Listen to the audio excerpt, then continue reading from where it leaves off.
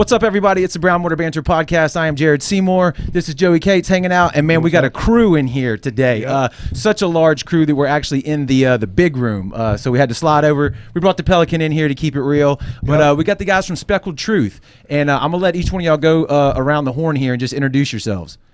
I'm Keith Morrison. Okay. Kyle Johnson. Chris Bush. Edward Crum. All right, guys. We're sharing a mic. So we were talking a little bit before we started recording, man. I've been stalking y'all online for a while now. Anybody that's into fishing, especially specifically speckled trout fishing. Big speckled trout. Exactly. If you have an Yeah. Instagram account and you haven't checked these guys out, you're missing out like 100%. You need to go on there, look them up, and man, I'm talking massive trout. So what I want to know is, like, how did y'all get started? Why did y'all start it? Like, what's the story behind Speckled Truth? Yeah, so I'll go first, mainly because it really started with me to some extent. Back in 2013, I started writing a blog. It was called The Speckled Truth. And so throughout the course of my tenure in terms of just targeting fish, I'd really just kind of found this love for not only speckled trout throughout the course of my life, but really when I moved here, it was really the big speckled trout. And so I've had kind of encounters in past in kind of my upbringing fishing the Louisiana Delta, but it wasn't really until I moved to Biloxi, and I'm in the Air Force. And so when we got stationed here from 2009 to 2013, I specifically started targeting big fish here in the Mississippi Gulf Coast. And so when I moved to Texas, San Antonio the first time in 13, that's when I really started the Speckled Truth blog.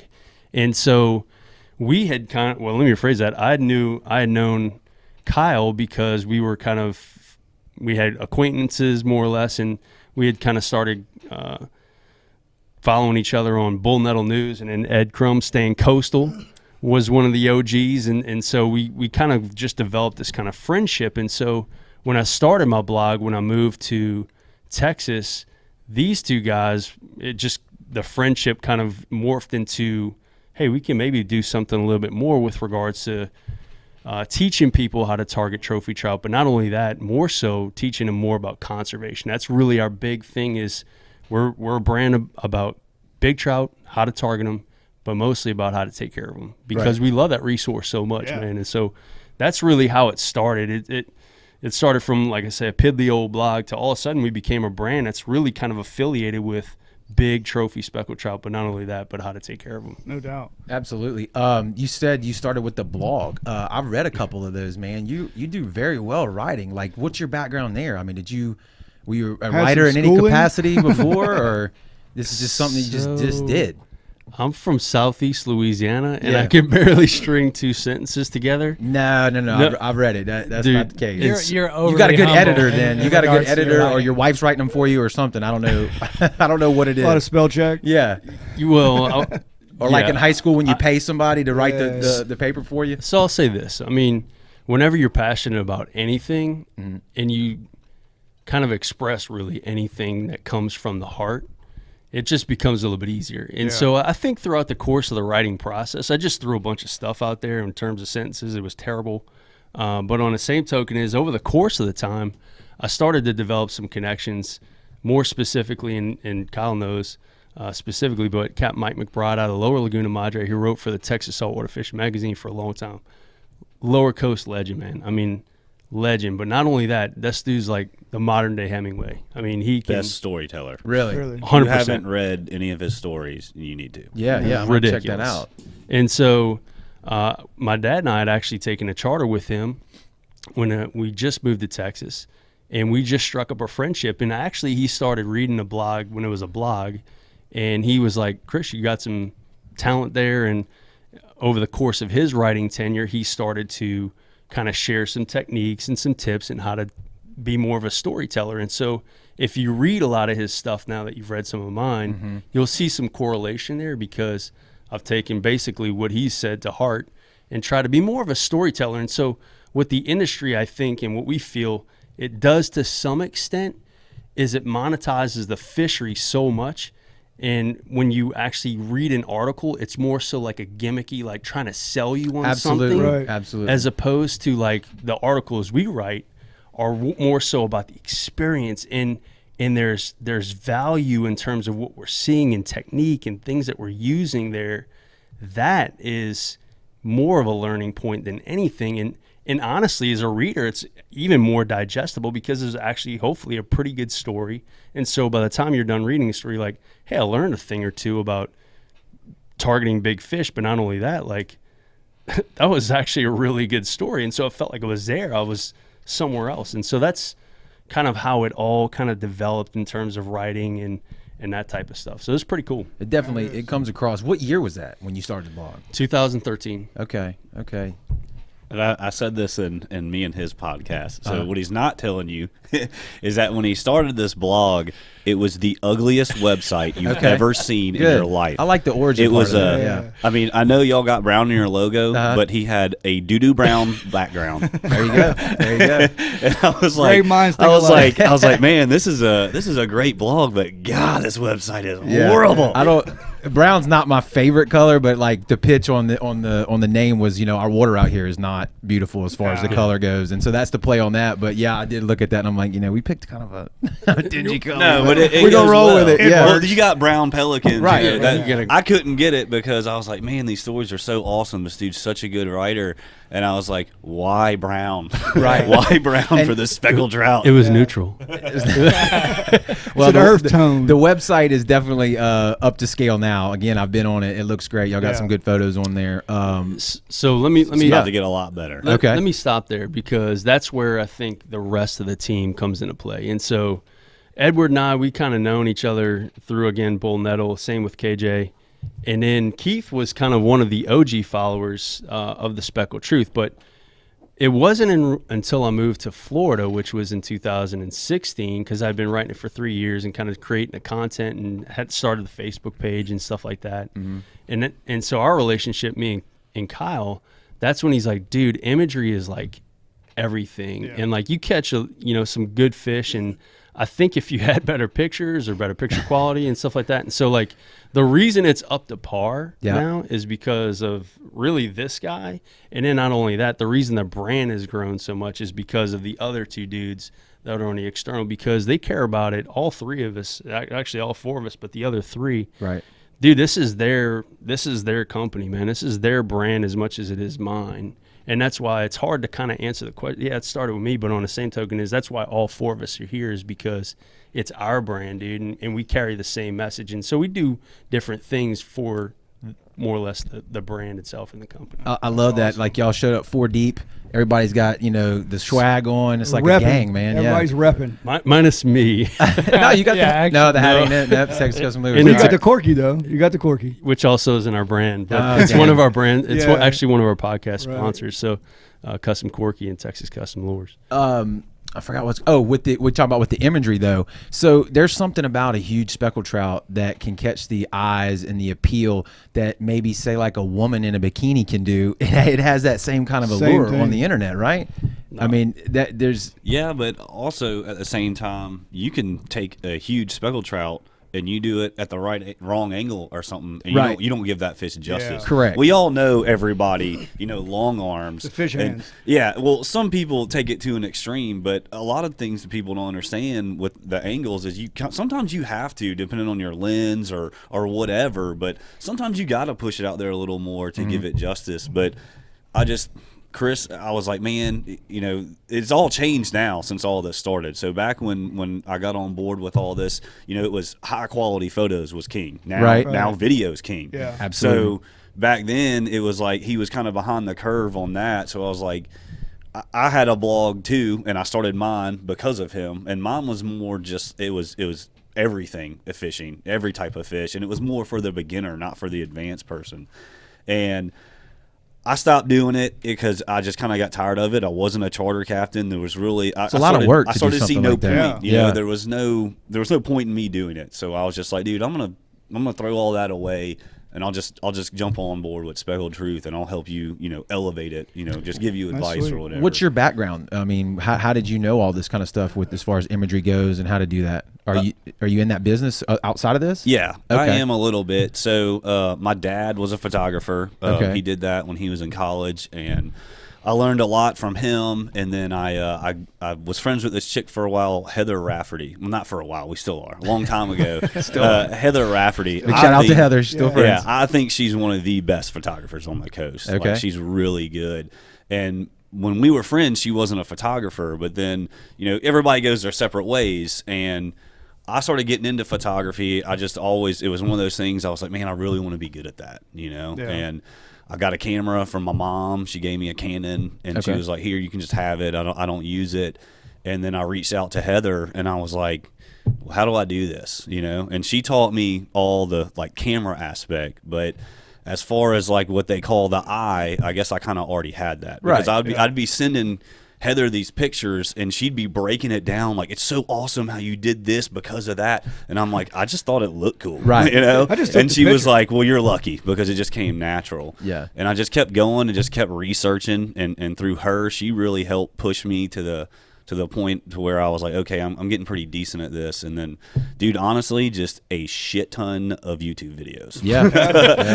That's how I've learned all this crap. Dude, I'm telling you, like, there's people out there that are really good at teaching, and that's all I do. If I'm watching a YouTube video, I'm learning something. Yeah. That's Absolutely. what I like to use the internet for. I mean, of course, everybody's on Facebook and stuff, but Right.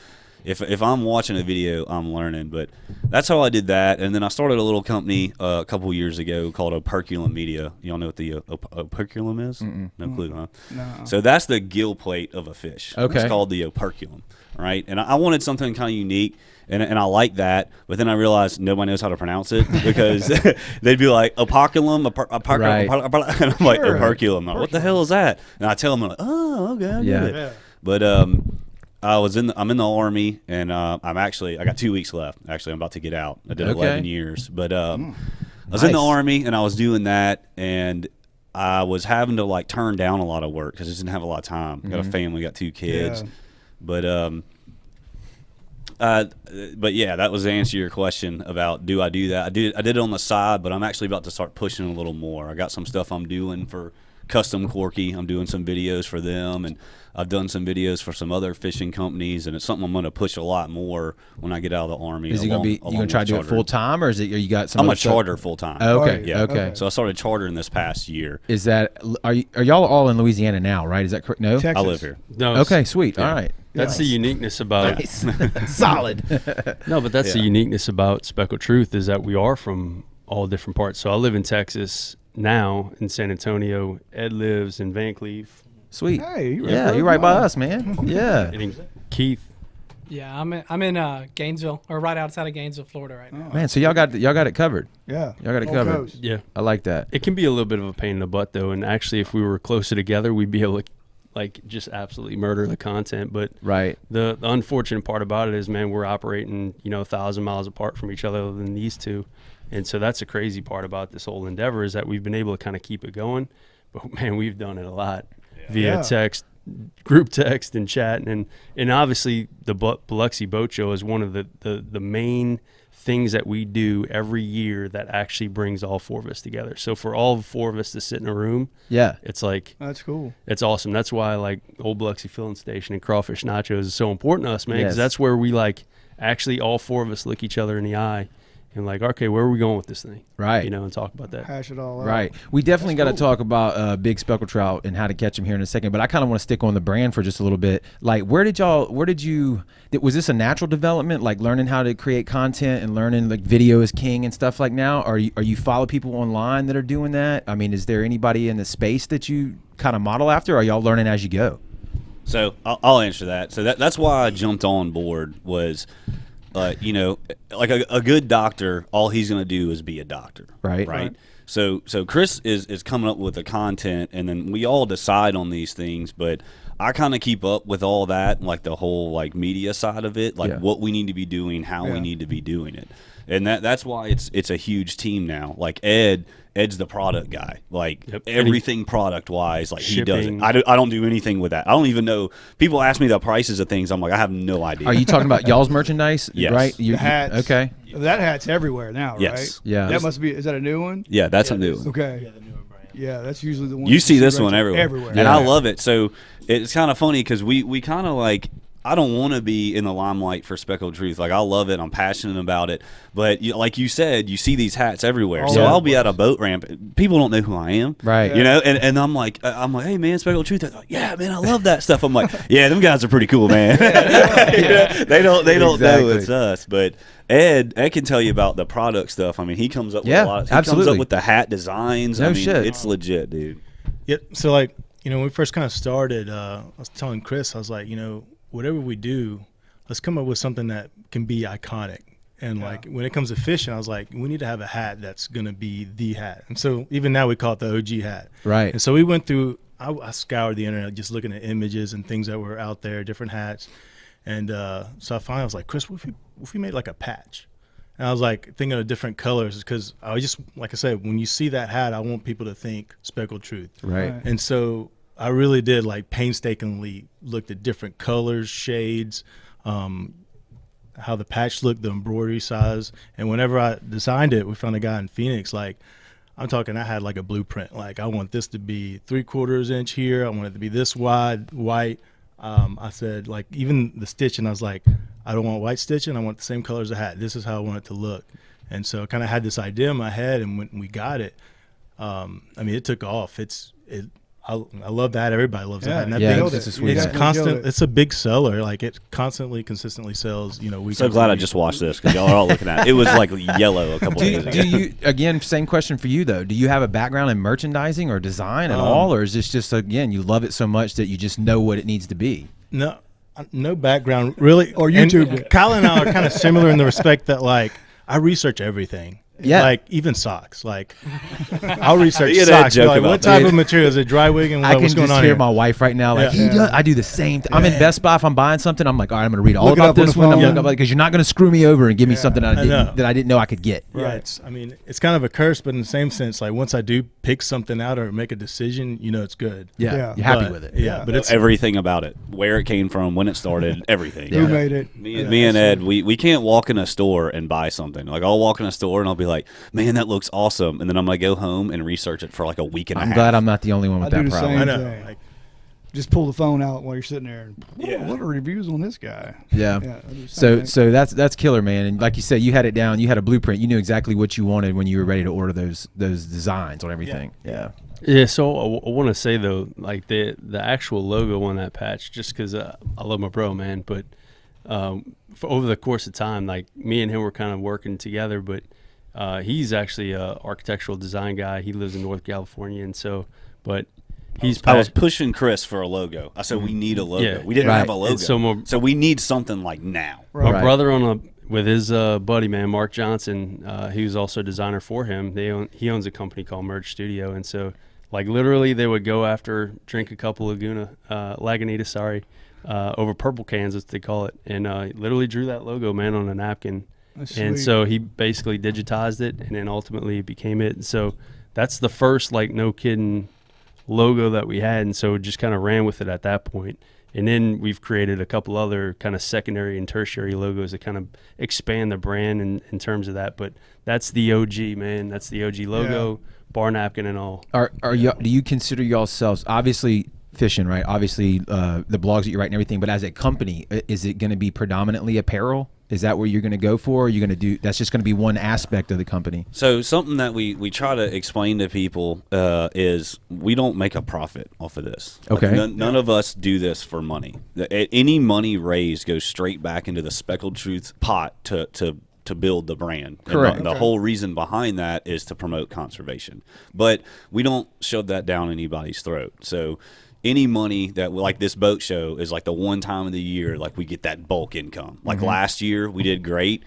We put a down payment for a website. It's about to be done, and then we could build. We started being able to add different products, and we didn't want to be an apparel company, but we have something that a lot of apparel companies wish that they had, and that's it's like a lifestyle. Right. The apparel companies will cult start, following. and they want that what we got, and we're kind of like, man, like we're glad we got it, but we're not an apparel company. Well, it sounds to me like you Yeah. built the audience first and then started demoing Yeah. products to them. So Well, the apparel kind of serves two purposes. One, I mean, we do get some revenue, but it's also great for branding and marketing. Yeah, I mean, like a lot so of you these- see our hats out. It's kind of like advertising. Well, a lot of these questions are selfish, and because we're going through the we're same taking thing right notes. now. Yeah, Hey, we're you know, taking we notes we on rolled that. out a shirt. It's just a logo shirt. It's not Yeah. anything complex, but we're looking to get into hats and stuff like that. So it's good to see. When I found, I think you told me about them, Yeah. or Josh, I don't remember who, and I start going through there. I'm like, oh man, this is awesome. I mean, y'all are light years ahead of where we're at, but it's what we want to do as well. Well, I live here, so y'all ever want to talk, All we right. can Look it go up. fishing For sure, and talk Yeah. about for it. sure. But outside of that, though, I mean, really it goes back to it's really for the love of the resource. And so that's what we perpetually tell each other is that, like, yeah, we're earning like some money that goes back into our citation programs and goes into like the different programs that give back to the anglers. And really that's what it's about, man, because honestly, man, conservation is not for sale. Right. It doesn't have a price tag. And the investment I think that we've all made collectively, one with our time and with our own money and effort, is that by going to talk to people at a Biloxi Boat Show and having live trout sitting there and talking and showcasing that fish is a precious resource and that you can take an active approach and basically safeguard that. And so it's not catch and release everything. Our mantra is take what you need and release the rest.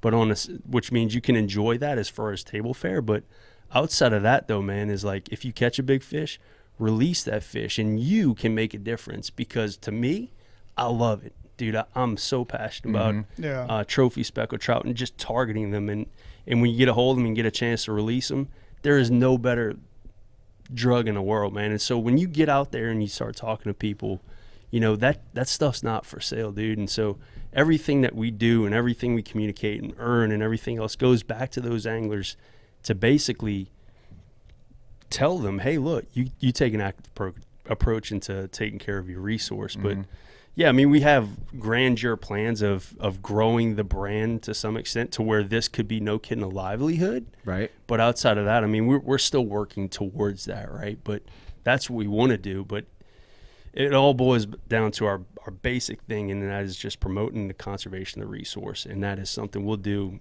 whether I take 1 cent from this whole endeavor. I don't care. I just want a fishery for my kids to go and enjoy, and I'm sure these guys will say the same.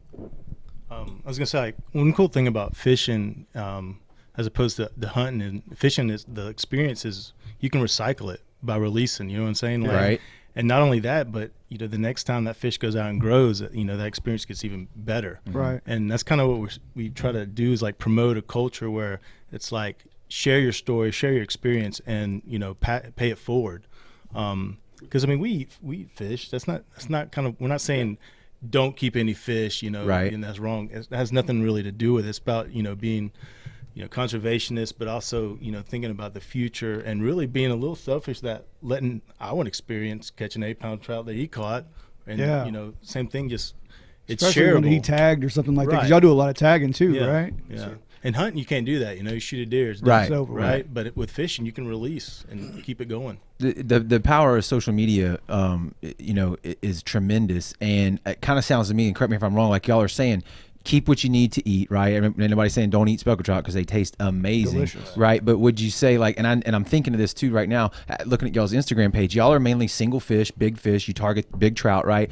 But I've seen some flack in some Facebook groups that I'm in with people doing that big spread with all the fish just all over their boat and posting those photos multiple times, because that has power, right? And if that continues to breed as a as a way of showing off a trophy, right, to continuously put those out, sounds to me like y'all are doing it in a different way. Like, hey, let's celebrate these fish, but maybe Let 'em in a back out. conservation minded trying to way. change that. Right, that's what I'm saying. Right. It's a Yeah, slow you said it, process man. to get that to change. And dude, celebrating. And so I'm from Southeast Louisiana, and I grew up with my dad, who's a great trout fisherman. In 1995, man, we kept 11,000 trout in 124 trips. And so everything that came over the 11,000. Yeah. Just making sure you caught that. Yeah. and so, dude, but that was I think I read that on your site. that is the mindset. And I'm not saying that that's bad. Unfortunately, It's not sustainable though, man. we did it because that was kind of our way of showing success. That's what I'm. Yeah. And so, yeah, with social media, getting to your point, is like a single fish, and I'll use Tofield Bourgeois and Brandon Carter. I'm gonna dime out. They probably won't listen to this. One definitely won't, because rest in peace, man. But Tofil Bourgeois just recently passed, and so I pray for him often. But outside of that, he caught a beautiful trout, man, right actually before he passed, and I remember this distinctly. And he's holding a big, beautiful trout out from Chandelier, and it got like almost 400 likes, almost 120 something shares, a ton of comments. This is before he passed, right? And Brandon Carter, a very, very notable guide out of Venice, Louisiana, he's posting dock shots every day. But the power of social media and a single fish versus a big fish, Right. let's say a 7-pounder, Right. as opposed to 100 dinks, you know, 15 or 12 to 15 inch fish, and 80 something likes. So if from a guide perspective, if you're looking to book trips, it isn't necessarily the volume of fish. It's about the experience that people have with you as a charter captain. That's the importance. And I think that's where the industry has kind of lost that bubble. And we're trying to maybe burst that bubble and bring it back and say, dude, it's not about meat hauling, man. Right. You can definitely you can bring clients and catch what you need. And if they want to take them, that's fine. But in terms of launching a boat and pushing your boat off the skids just to go catch a limited trout, if that earmarks your success, whether you need them or not, you need to do something different. That limited out term, right? Everybody, I limited out today. We limited out, right? That to me makes your brand even that much cooler, man. To hear that part of it, because I haven't quite thought of it that way until we start talking, and that's a whole nother ballgame. This is what everybody wants to do, is come home and take a picture and say, "Look at all the fish I caught." Right. Well, Y'all can change. Y'all can change that. We've all been there, right? We all like, and that's what we're trying to change on like a huge scale, and it's a crazy goal. But when you start getting into fishing, you know, and you get, especially trout fishing, your goal is to get a limit. Right. Why?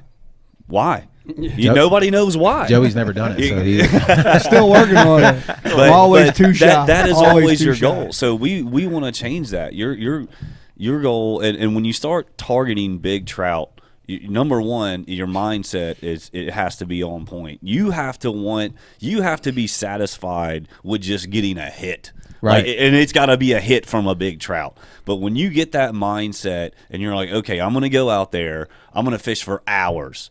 Yeah. And if I get one blow up or one hit and I know it's a big trout and I saw it, and even if I lost it, that's good enough for me. Yeah. That's when you will start consistently catching big trout. And it's hard. I get tired of it sometimes. I'm not going to lie. Chris doesn't, but I do sometimes, because I fish for everything. I fish offshore. I fish for everything.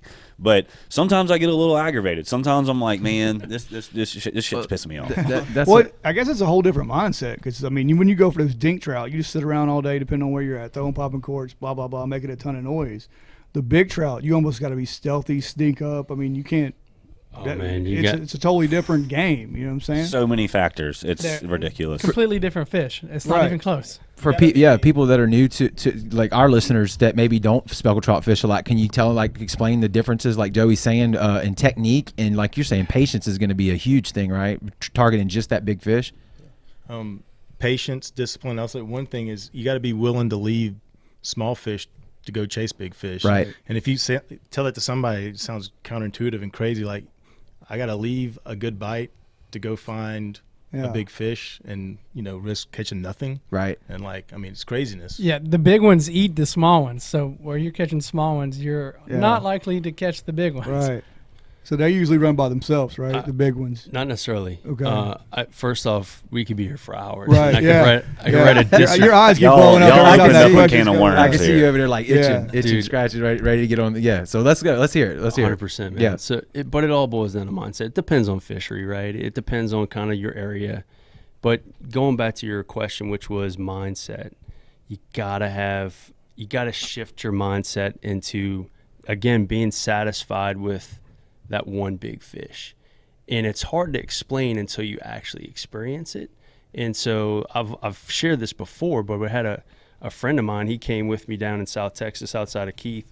Actually, he came with me too, but he was a redfish guy, Dario Villanueva, and he lives out of Beeville.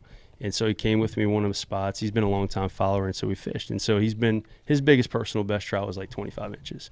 And so he had been learning as much as he could, reading all these different, reports and watching videos and stuff like that. And so we kind of communicate a lot. And I'm like, dude, just come fish with me. So he had the passion, man. He's like, dude, I just want to catch a big fish. And so finally we fished together. He's throwing a top water, he catches at 28. And dude, I mean, Shaking. visibly shaking. Yeah. I mean, visibly shaking as he lands the fish. And then he releases the fish. I took a great photo. He releases the fish. And the first thing he does after he's like gets up from the water, he looks at me and goes, I want to do it again. Yeah. And dude, it's like, I mean, It's like he's a like, drug, I still man. get You get it freaking chills again. looking at it, Yeah. dude, because it's hard to explain until you actually do it. Dude, you will never want to catch a dink trout again. And instead of just those empty casks perpetually coming up empty. And then finally when you stick it good, when you see that head shake, you're like, oh, back to, here we go. And so, but it takes a ton of discipline, a ton of patience, a ton of perseverance. And that's where I think the trout as a fish, man, teaches us so much more about us being humans in life, man, because all that stuff in terms of going to approach them, man, it definitely reflects how we live and things that we need to have in terms of qualities that we should have in terms of patience and perseverance and stuff like that. Some Makes you that's slow some- down. Makes you slow down and look at Some it. Master Jedi stuff right And, there. and something that we try to tell people to make him realize, like he just saying, like that experience that dude just had, right? Mm-hmm. So when you release that fish, you're giving that to another person. right. Right. That's what you got to think. Like when you got that fish, and everybody thinks, oh, I need to take it home. I want to. Even if you don't have a camera with you, you're out wading. Somebody wants proof or whatever. We just want you to sit there for a second and just bask in your accomplishment, and then realize that when you release that fish, that somebody else gets to get that same feeling, Yeah, and it's absolutely. it's an amazing feeling. Maybe it's a little different than like with a deer, where you actually have to you want to keep the horns, right? Are you noticing that with anybody that you're talking to, kind of about this new philosophy that, hey, a picture can do it, right? You're not actually mounting the physical fish, even if you get it mounted, I mean, right? a lot of them go to these fiberglass mounts anyway. That's what I'm Very saying. rarely do they do If you flesh look at a mounts. good fiberglass mount next Right. to a skin mount, like that excuse to keep it Yeah, for a mount, it just goes yeah, way out the window. yeah. Which Right. I've seen some good skin mounts. Yeah. But if you've seen some good fiberglass mounts, Right. like it is amazing. New Wave Taxidermy. I mean, if you've never seen one of their mounts Mm-hmm. in person, when you look at them, you're like, oh my God, like they're amazing. And same thing, length, girth, Right. pictures, maybe some, different characteristics, maybe some markings on the fish that they have. They'll replicate Right. that. Yeah. But man alive, they look so freaking good. And they last forever. Yeah. So doubt. there's really no need. Now some people, here's another thing is like if somebody does catch a big fish, right? And they do gut hook, like get it hooked down deep, Right. or they gill hook it or something like that. Don't release the fish just Yeah. because it's feel good to kind of release that fish. If that fish is going to die, harvest Right. that fish. I mean, but for the most part, do what you can to take care of it while you catch it, and then give it its best chance of survival if that's your intent. That's one of the bad things or bad feelings about like snapper fishing is when you try to you got to release them or whatever, and you watch them float away from the boat, and there's nothing you can do about it if you've already got your limit. Shark or smashes them they're about not big 20 enough foot to off the keep back or of the something. boat. Yeah. Well, I guess Yeah. that is the Yeah. circle of life, Circle I of guess, life. but still doesn't make me feel any better. No. So big trout. What's a big trout for y'all? Because I know y'all do a dirty 30, right? Is that what it's called? So we run two programs. Okay. Start with the first. Started with 30-30. Tell them that story. Okay. So Then it evolved. Is that what y'all consider a big trout? 30 inches, No. right? Or, no. So I mean, first off, and Don't consider a 30-inch trout a big trout. well, yes, of Hold on a course, second. but- Where are we going here? That's not the bottom of Has the things Right, right, changed right, and we right, don't know right. this No. yet? Yeah, he upped the ante, by the We're way. not that much of trout snobs, guys. No, but yeah, of course. But it's really the personal angler. I mean, whatever that personal best is, if they catch that, or so it might be Right. 22. If they catch 23, that's a big fish to that Yeah. person. But I would, for us, I'll start with Dirty 30. So when we started Dirty 30 citation program, that was back in now we're in our third year, and so we wanted to get an idea of how many 30-inch fish were caught across all the estuaries from Virginia to South Texas. And so we wanted. This is just based on who we reach, by the way. Yeah. Right, Like, right. our Right. following wasn't as big as it is now as it was then. But carry So on. the first year we actually captured 59 data points, and so we asked the person's name, address, date caught, length, weight if they have it, lure, and then location, and whether that fish was released. And we're just trying to get some kind of quick analytics. And so when we saw that, okay, 59 of who we reach that's 30-inch fish captured, and we sent them like a Dirty 30 sticker. Yeah. Yeah, And that's so sweet. it was just a sticker. And so what we found is like those pictures actually reach a lot of people. And so we know a lot of people in the tackle business. And so reaching out to them and said, hey, what are your thoughts about maybe doing like a Dirty 30 box? And so we'll send out the Dirty 30 sticker, but they donate the product to the program. Yeah. And it's more of an incentive for people to want to participate because we want to capture the data, but they get the reach associated with that. And then last year we started the trophy trout citation program, which is for 27-inch trout and above, and that's per state. And so that is a state sticker. So if you're fishing Alabama, you catch 27. As long as you have the measurements, you send those to us, we'll send you a sticker. We won't send you a box, we'll send you a sticker. And so the value there, though, is like, hey, a 28-inch trout in Alabama or Mississippi is like a 30 in That's Texas. a big trout. It is, right? And so there's a valuable data point to capture there, because why did that fish that's large for that particular area, why did it eat and all these other various characteristics versus just a 30-inch fish? Yeah. And so we grew our data set tremendously. And so this year we're doing it again. And so I think at this point, last year in just Texas alone, we had 174 state citations, and then we had, I think, closer to like 50-something actual Dirty 30s. How many from Mississippi? We had One. Yeah. We had one I Dirty saw 30. the guy on a kayak, right? No. That wasn't him? I No, thought we it was had- him. No, this guy was wading. I'm not going to say where, but Okay. he was wading at one of the islands, and he got a big one. Is It was that the nice. only one ever in Mississippi? That's been reported to us? Yeah. Yes. Dirty And- 30. and- No, we've had state citations, though. We've had close to a dozen. And the only way you can get these stickers is through y'all's program, right? You can't just buy them. You gotta. No. That's Yeah, and that's a cool. People ask Yeah, a lot. that's- They want to buy this. yeah. sticker. He's Dude, like, they no, want you gotta those get the stickers. big Gotta earn it, trout. bro. Yeah, that's awesome. I to saw me. the sticker. It's pretty badass. Gotta earn it, man. Yeah. That is So sweet. also, just on another side, and this is not the reason we do it, but just for y'all, like y'all were talking about, y'all were trying to build y'all stuff. So Right. that gives us content, the best content we can provide. 100%. So Yeah. not only do we get to do this and do the data, but it's also content for us that we don't have to do. Right. You know, you got to send us the picture anyways. Right. So we get to post that, and it just, dude, it's a win-win all around. Yeah. It And really people is. like seeing our pictures shared, which is great. We love sharing it because it kind of talks to our message, which again is trophy trout. But a lot of our followers, obviously by virtue of kind of following us, is they typically kind of give back to the resource, and so they're releasing those fish. And so, dude, what better way, win-win-win, of catching a fish? They get something in Right. return. We get the content outside of that, and then obviously taking care of the fishery. And so we're promoting that as well. Are y'all working with any kind of Department of Marine Resource? Are y'all managing all your data internally? Like, how does that work? So yes, we're managing all of our data internally. Okay. So nobody that there's been like studies on big trout, like the Hart Institute in Texas. Mike McBride was involved with some of those, like acoustic tagging big trout and things like that. But we did a lot of digging. I do a lot of stuff with Gulf Coast Research Lab here, Yeah. and I asked around, and there's just not there's not really a big concern, really, I guess you could say, for big trout studies. That's weird. So- In 2020, you'd have thought that would have been explored, you know? Well, you got red snapper. Yeah. always- Yeah. That's where all the always a funding key goes. fish. Yeah, but well, there are programs here, GCRL. You know, we I'm also the president of the Ship Island chapter for CCA here, Coastal Okay. Conservation Association, and we do trout releases. You know, we help provide. We do a brute stock tournament where we catch trout, turn them in live, and they raise them at the hatchery, and then they release them here. So we do it. We do that too. So there are some things with trout, but just the big trout specific.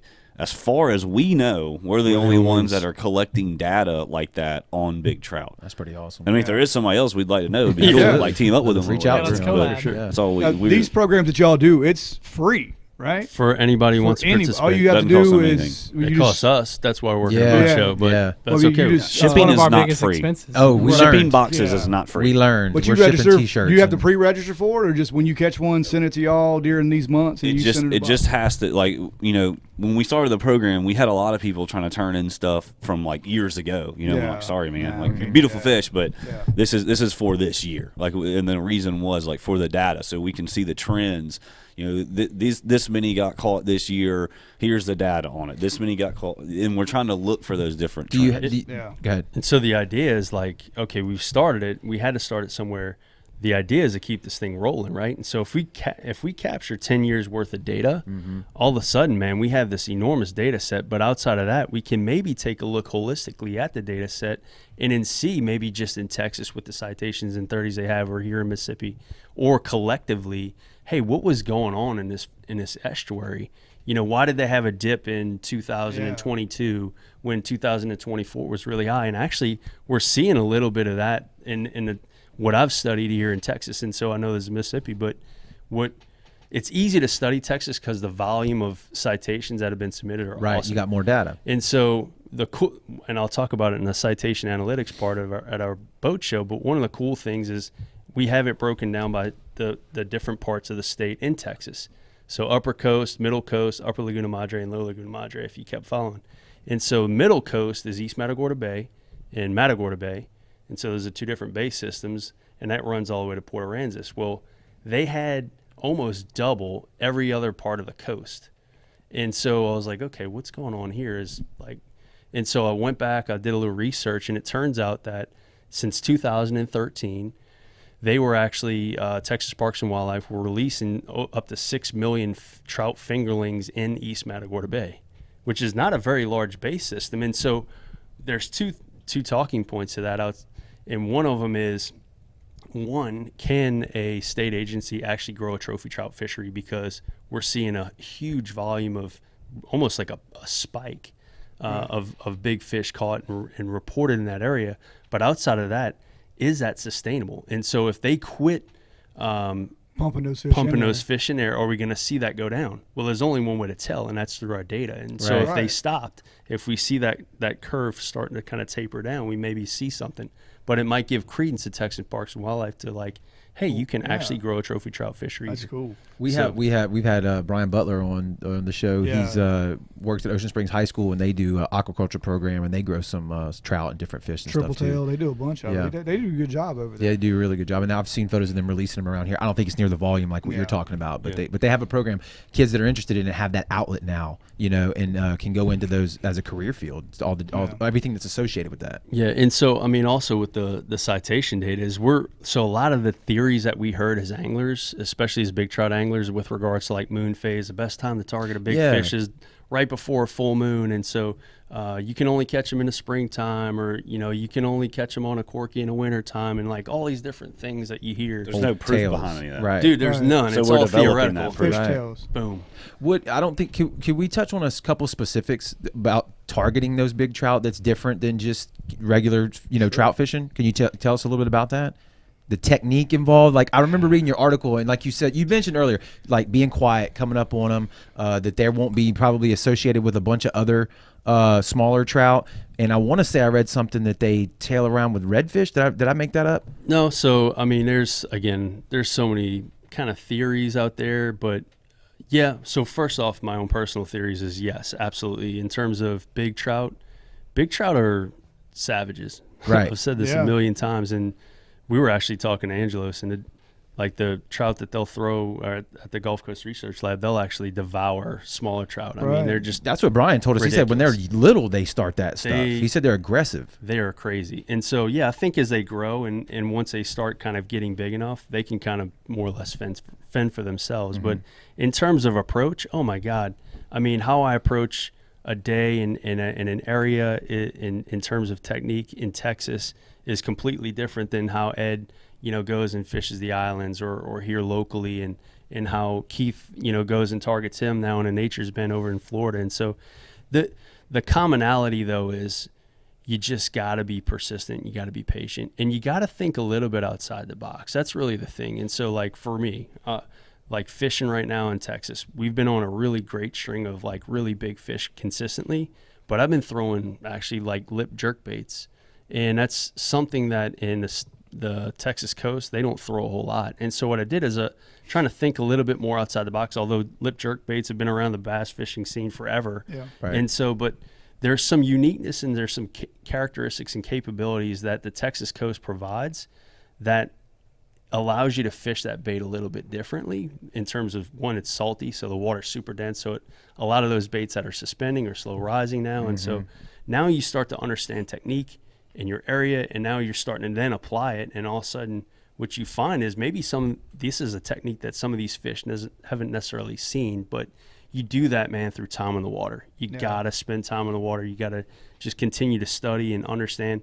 But really, timing, oh, my God, it all boils down to like moon phase and cylinder periods. 100%. So that was one of the ones that actually does make sense. Is that what you're saying? 100%. Yeah.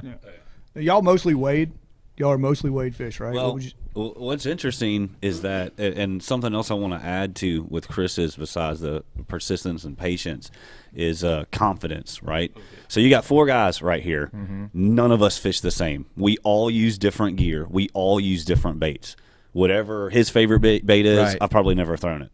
Like Chris is throwing lip baits. I don't like lip baits.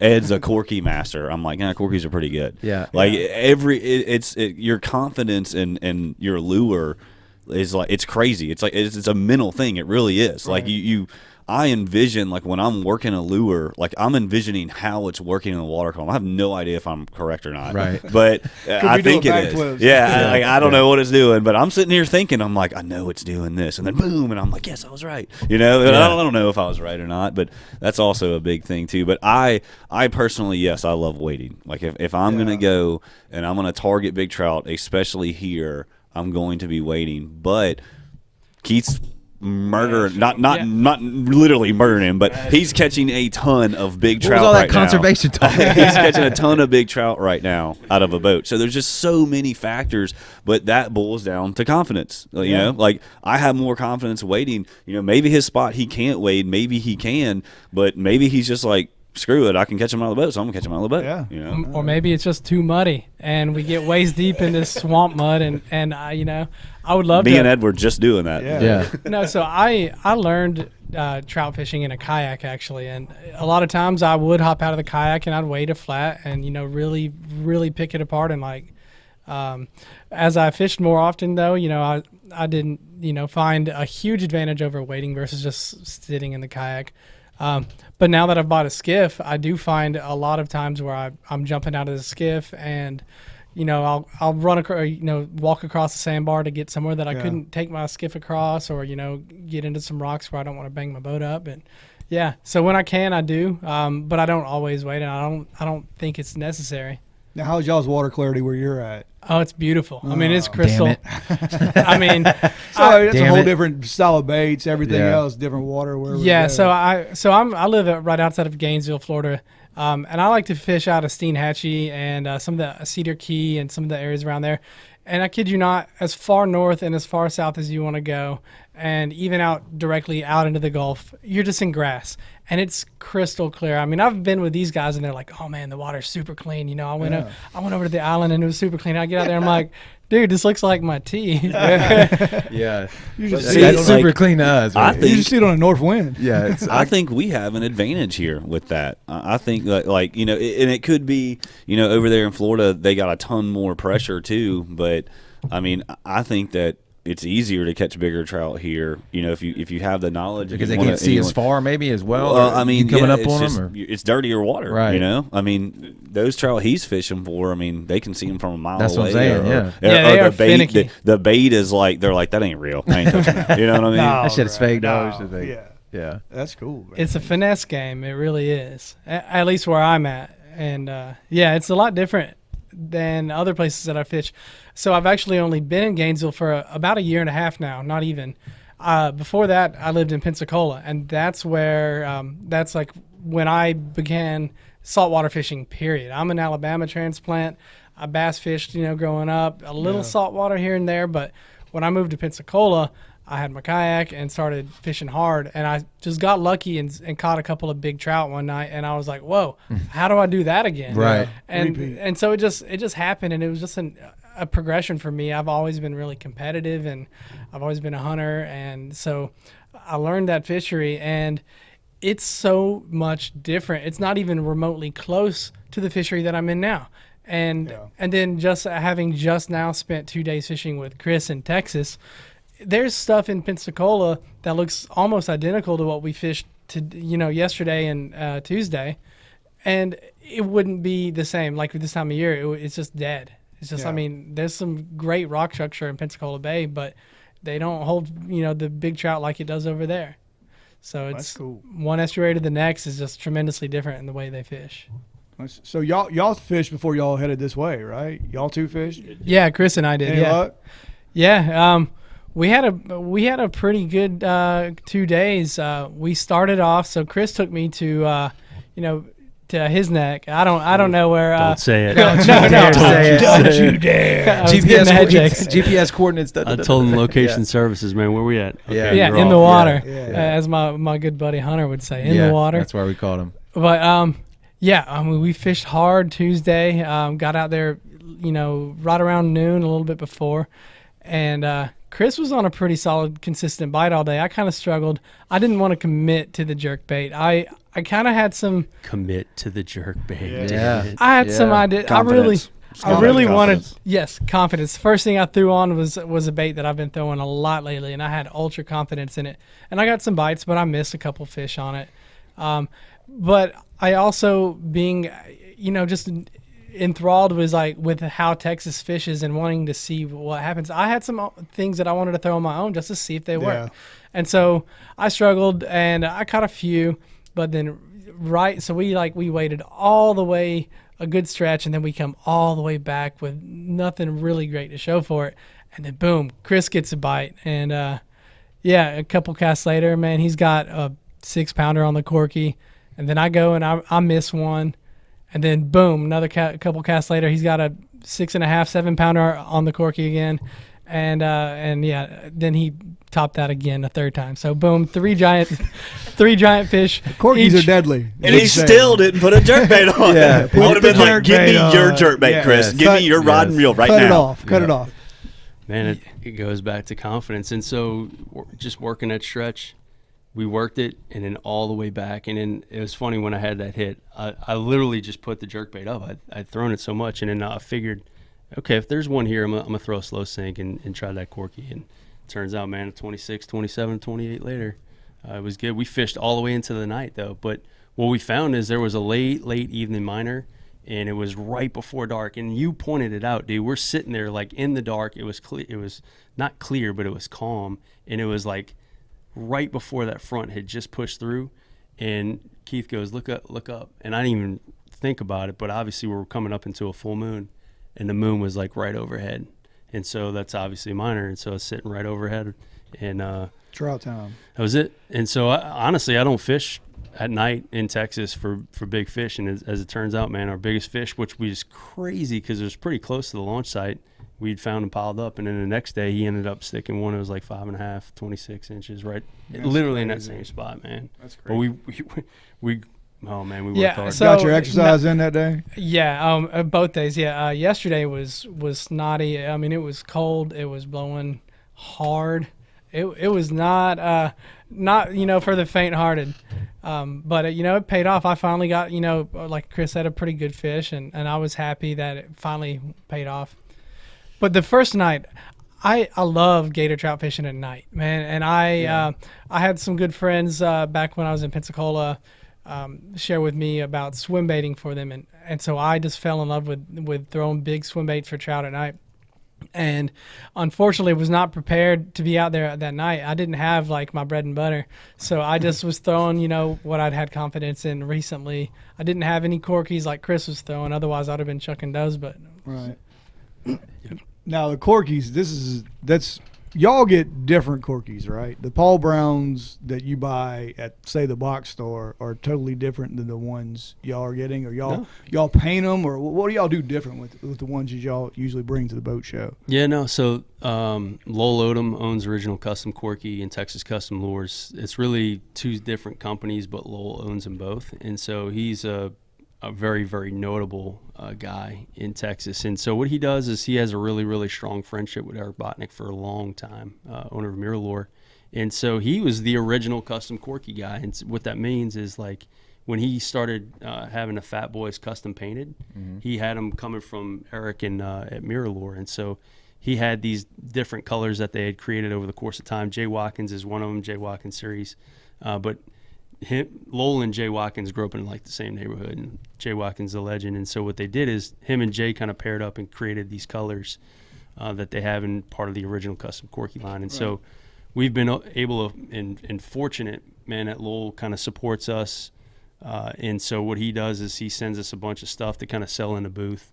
And they're originals that you really can't buy anywhere else. I mean, you can buy them on like the Waterloo Pro Shop or Johnny's Sports Shop or Roy's Bait and Tackle in Corpus, but you're going to pay $15 in shipping. Yeah. And so you can come to the boat show, still buy a $15 Corky original custom, but you're not going to pay shipping. And so that's kind of part of the deal, but you just don't have access to these customs like most other anglers do, particularly in Texas, you know? Yeah. What you mentioned the boat show. What can people expect? That's going to be this Saturday. Well, this whole weekend. Yeah, it's tomorrow. It starts tomorrow, right? Yeah. Yep. Yeah. Friday, Saturday, Sunday. Yeah. I'll try to get this up by like tomorrow. That way, it's still time relevant. But what can people expect to see from y'all? That y'all have a booth? Is that correct? And what type of things y'all gonna be telling everybody that come out? We have a giant trout. Yeah. I think I saw a picture of that. So we started the first boat show that we decided to do. I'm gonna go back a little bit. Yeah. The first boat show we decided to do. I don't even know who came up with it. I really don't. Was it Ed? Was it or Chris? What? So we were like, we got to do something to like wow everybody. That was me. Right. Yeah. Yeah. So we were. It was you. Yeah. It was. So Chris was like, "What if we caught some big trout and put them in a tank alive at the boat show?"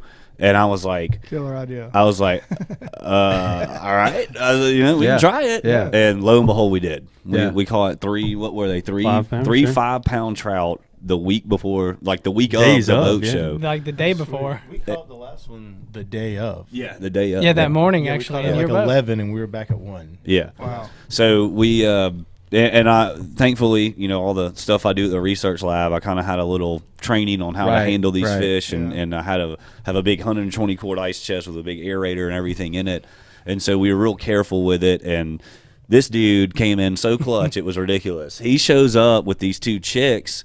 And I know, right? That's it right there. That's the end of the story. That's all I need to hear. Say no more. So Super he clutch. shows up with these 2 chicks, and their job is to like maintain the tanks at Bass Pro Shops. Oh, shit. And so Yeah, they show up and He's running that Bass Pro Shop racket. Yeah, over there. yeah. Through that scene. So they show up and they get everything set up, and they're like they love it. They're as passionate about that as we are about trout. So they're like, this is going to be perfect. We're gonna put sand in here, all this stuff. So we had these 3 trout. And it was exactly what we thought it was going to be. That first year, dude, that booth was so busy. No it was doubt. ridiculous Yeah. because people would walk by and they'd like kind of see a trout or whatever, and then they'd be like, what? Yeah. And like, yep, that's a 5-pound trout. A lot of people never even seen one. Yeah. So this year we got a 27-inch, like almost 8-pound trout That's a in there. stud. It's massive. It's so big. So, and that's we started partnering with the research lab because we like what they do. They like what we do. They support us, and we support them, and that's to help bring awareness of their program. Like I was talking about earlier, when they do these trout releases, I was talking about, and CCA is involved, and the DMR is involved. We're releasing like 150,000 trout. It's a lot. Yeah. So like he was talking about Texas is doing there, we're doing the same thing here, Right. and there's a lot of people here that don't even know that. Right. So we're trying to help promote that too. So this was a trout that it was caught in a CCA, one of the live catch tournaments I was talking about, and it was grown in the lab, and it's been breeding trout for years. Wow, and they feed the hell out of them there, and they're just super fat. Which is awesome. That's the main talking point is like that was an angler that participated in a CCA event, brought in a trout that they caught from the Bay St. Louis complex, and then turned it into the research lab. Research lab spawns the fish.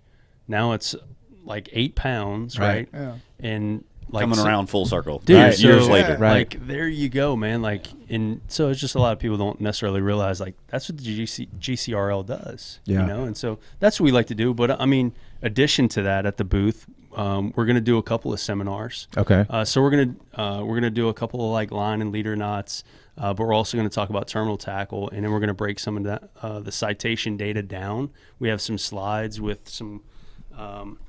We've run some like pivot tables, and it's got like some graphs and stuff. It's pretty cool. And what you do is you just kind of talk about some of the trends that you would see with regards to like moon phase and lure selection by year and all that stuff. And so we get to share a little bit of that. And then tomorrow I'll do a talk more so talking about like lure variants, and so like different types of lures and how they fish differently and how you can apply them. So I'll And another cool thing in that, if you come to the show, you're going to see what I'm about to tell you is if you ever fish like trout tournaments too, right? So, we put out all this information about big trout, right? But if you don't follow us, you're not on social media, it's like, where else are you going to get that information? Like at a big trout tournament, at a weigh-in, or a captain's meeting, and you start building that camaraderie, and you're going to have people that are going to come to talk to us or see it or whatever, and then they're going to hang out, and then you don't know. You could be talking to like the best trout fisherman on the coast there and not even know it, and he could be telling you things that you're not going to learn anywhere else. So that's another cool thing that happens is we all kind of get a little too caught up. Like we'll be like talking to somebody, and then it's like an hour later. We're like, all right, dude, I gotta get back. I gotta get back to the booth here. But that's another cool part of it is it's that we get to share our stuff. People share. I learn stuff from it every year. I tell people come up and tell me stuff, and I'm like, I'm literally gonna try that. Right. And that was the original intent, was to literally talk to people about speckled. That's it. That was the only point of the booth. The only reason, because we had a little bit of a following, is like we bought a booth. And Mary Bland, I said it before, when I bought the booth from her, she was like, "And what are you selling?" And we're like, nothing. Yeah. So what are you doing? A good time. Right. Yeah. We're just talking to people about fishing. trout fishing, and she's like, whatever. And now Mary's like, good to see you. Yeah. Thank God y'all are here. We got like what I think is probably the best booth every year. Like when you first come in the gates, you're going to be able to see us. Like it's that good of a booth. So it's pretty awesome. But it's not to sell you stuff. It's not to do all that stuff, although that's great and it helps.